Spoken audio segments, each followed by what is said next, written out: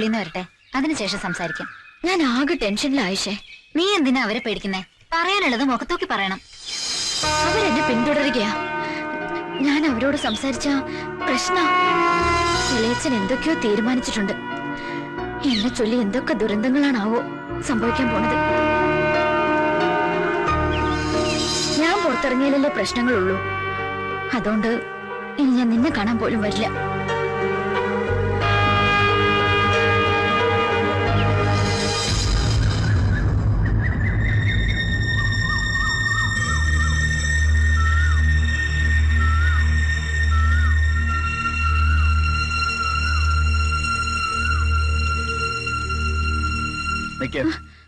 എന്തിനാ എന്നിൽ നിന്ന് ഒഴിഞ്ഞു മാറുന്നത്?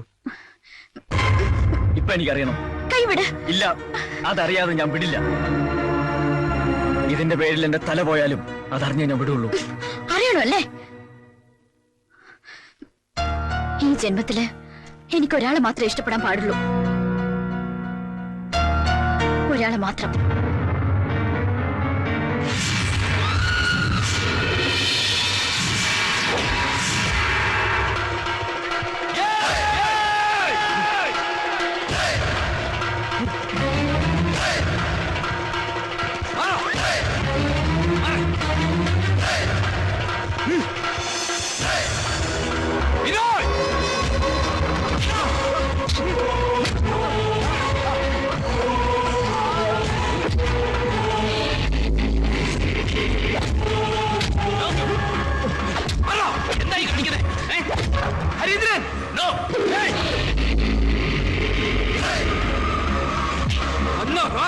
അവളെ കമന്റ് അടിക്കാൻ മാത്രം ആളായോ നീ? അത് കേൾക്കാൻ നീ ആരാ? ഞാൻ ആരാന്ന് നിനക്ക് അറിയണം. അല്ല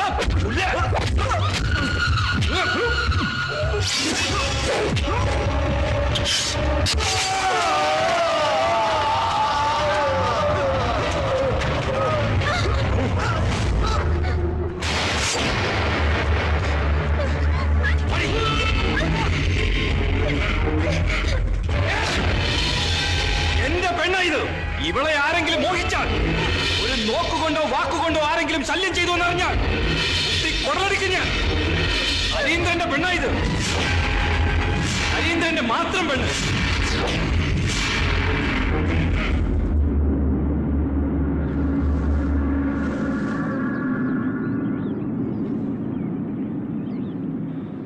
അതെ, പിന്നെ ഹരീന്ദ്രന്റെ പെണ്ണായി ജീവിക്കാൻ ഞാൻ ശീലിച്ചു.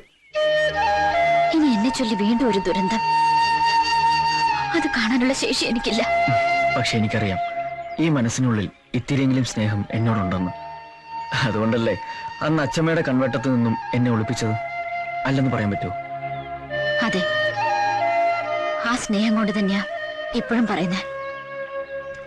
ഇനി എന്നെ കാണരുത്, ഇഷ്ടപ്പെടരുത്.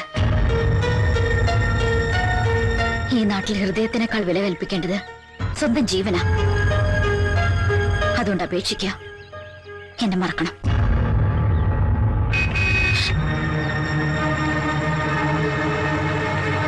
ചെറിയച്ഛന്റെ ആൾക്കാരാ, മാറിക്കോ. അവര് കാണണ്ട. ഞാൻ മാറില്ല. അയ്യോ, അവര് കണ്ട കൊല്ലും. ഞാൻ മാറില്ലെന്ന് പറഞ്ഞു. കേക്ക്.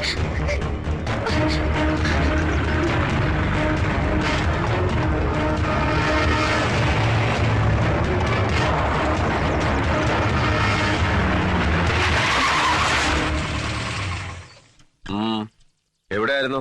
ആയിഷയുടെ വീട്ടില്. വേണ്ട, ഞാൻ നടന്നു പോയിക്കോളാം.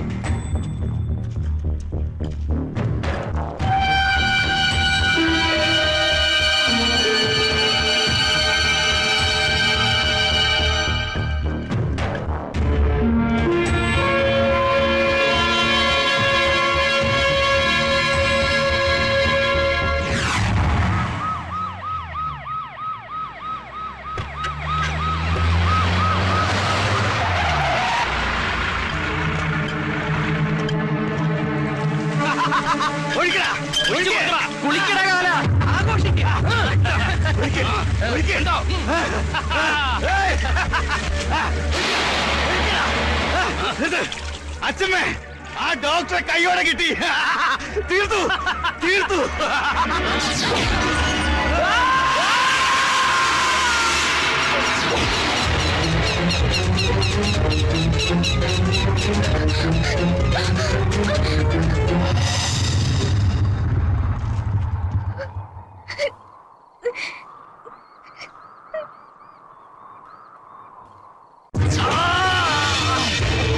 രാഘവ, ഈ ചോരയ്ക്ക് ഞാൻ പകരം ചോദിച്ച് അടങ്ങൂ. എന്റെ ചങ്കിൽ ജീവനുണ്ടെങ്കിൽ ഈ ഭൂമിയിൽ നിന്റെ പെണ്ണായിട്ടേ അവൾ ജീവിക്കൂ.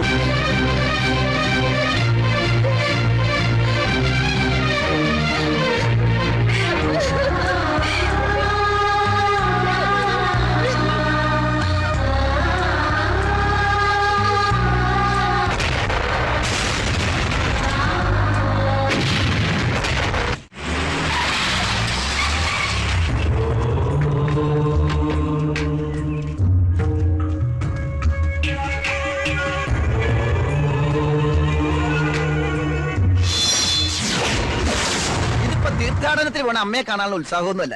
ഇതിൽ വേറെ എന്തോ കൊനിഷ്ടുണ്ട് ഇല്ലേന്ദ്രപ്പ? അതെ. ഏയ് ഒന്നുമില്ല. എല്ലാ കൊല്ലവും തീർത്ഥാടനത്തിന് പുറപ്പെടുമ്പോ യാത്ര അയക്കാൻ ഞാൻ ഉണ്ടാവണമെന്ന് അമ്മയ്ക്ക് നിർബന്ധം. പക്ഷെ സാറിന്റെ മുഖത്ത് ഈ സന്തോഷം കാണുമ്പോ എനിക്ക് എന്തൊക്കെയോ സ്മെല്ല് അടിക്കുന്നുണ്ട്. പിന്നെ ഞാൻ തിരിച്ചു വരുന്നവരെ ഡോക്ടർ സുശീലിനാണ് ചാർജ്. അയ്യോ വേണ്ട, ഈ ജന്മം എനിക്ക് ഡോക്ടർ ആവണ്ട. സസ്പെൻഷൻ പിൻവലിച്ചത് തന്നെ സാറിന്റെ നല്ല മനസ്സ്. ട്രെയിൻ പോകുന്നതിന് മുമ്പ് സാറ് വന്ന് കേറിയട്ടെ.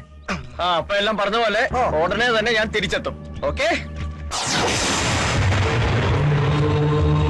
ഇനി അവൻ ഈ നാട്ടിൽ എത്തരുത്, കൊന്നേക്കാം.